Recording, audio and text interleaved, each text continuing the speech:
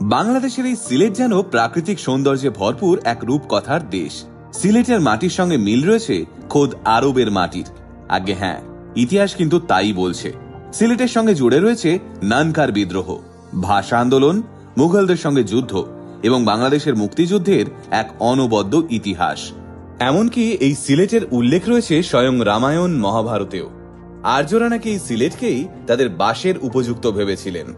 আপনি যদি এই সিলেটকে শিল্প এবং প্রাকৃতিক সম্পদ দিয়ে বিচার করে দেখতে যান, তাহলে দেখতে পাবেন অর্থনৈতিক দিক থেকে দক্ষিণ এশিয়ার অন্যতম ধনী জেলা এই সিলেট।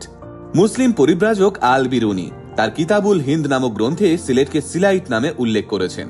কিন্তু হিন্দু শাস্ত্র অনুসারে মহাদেবের স্ত্রী সতী দেবীর একটি হাত এই অঞ্চলের উপর পড়েছিল, যার দরুন এই জায়গাটির নাম শ্রীহস্ত ছিল। সেই শ্রীহস্ত থেকেই শ্রীহট্ট নামটির উৎপত্তি হয়। আবার চীনা পরিব্রাজক হিউয়েনসাং তার ভ্রমণ কাহিনীতে বাংলাদেশের এই জেলাকে শিলিচত নামে উল্লেখ করেছেন। কিন্তু ইতিহাস বলছে তুর্কি সেনাপতি ইখতিয়ার উদ্দিন মোহাম্মদ বখতিয়ার খিলজির বঙ্গবিজয়ের মধ্যে দিয়ে এদেশে মুসলিম সমাজ ব্যবস্থার সূত্রপাত ঘটলে মুসলিম শাসকগণ তাদের দলিলপত্রে শ্রীহট্ট নামের পরিবর্তে সিলাহেট নামটি রাখেন এবং সেই সিলাহেট থেকেই আজকের সিলেট। সিলেটের নাম শুনলেই চোখের সামনে ভেসে ওঠে রাতারগুলো সোয়াম্প ফরেস্ট, বিছনাকান্দি, জাফলং, ভোলাগঞ্জ, শ্রীচৈতন্য মহাপ্রভুর পৈতৃক ভিটে, লোভা ছড়া চা বাগান এবং পাথর কুয়ারির মতো বিখ্যাত সব জায়গা। তাই আসুন বাংলাদেশের সিলেট নিয়ে ইতিহাস কি বলছে সেটাই শুনে নিই আজকের এই ভিডিওতে।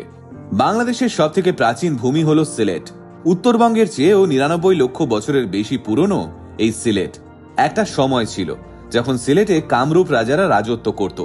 শোনা যায় প্রাক ইসলাম যুগ থেকে চীনের সঙ্গে আরবদের ভালো যোগাযোগ ছিল। সেই সময় আরবরা সমুদ্রপথে চীনে যাতায়াত করত এবং যাওয়া আসার পথে তারা সিলেটকে তাদের যাত্রা বিরতির বন্দর হিসেবে ব্যবহার করত। আমাদের ভারতবর্ষে আর্যদের আগমনের পর বৌদ্ধরা সিলেটে এসে আশ্রয় নিয়েছিলেন। তাদের দেখা দেখি আর্যরাও পাড়ি জমিয়েছিলেন সিলেটে। তারপর একে একে এসেছেন পাঠান এবং মুঘল। আর এভাবেই সিলেট অঞ্চল এশিয়ার নানা জাতি, ধর্ম এবং বর্ণের মানুষের সমন্বয়ে গঠিত হয়ে এক বৈচিত্র্যময় জনপদে পরিণত হয়েছে। বর্তমানে সিলেট, মৌলভীবাজার, সুনামগঞ্জ এবং হবিগঞ্জ 4টি জেলায় বিভক্ত। সিলেটের উত্তরে খাসিয়া এবং জয়ন্তিয়া পাহাড়, পূর্বে কাছাড়, দক্ষিণে ত্রিপুরা এবং পশ্চিমে কুমিল্লা এবং মোমেন শাহী।